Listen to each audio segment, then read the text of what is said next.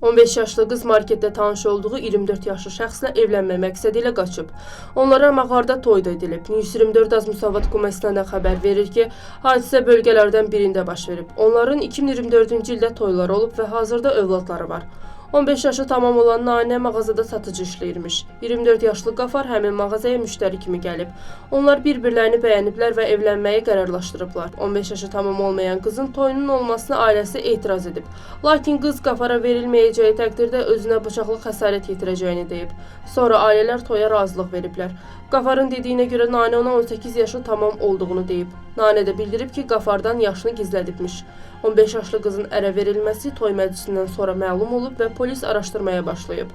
Qafar buna görə məsuliyyətə cəlb edilib. Onlar hazırda ər-arvad kimi birlikdə yaşadıqlarını deyiblər. Tərəflər bir-birindən şikayətçi olmayıb.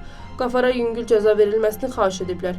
Məhkəmə Qafar barəsində 1 il 6 ay şərti cəza təyin edib. Onda qeyd edək ki, adlar şərtidir.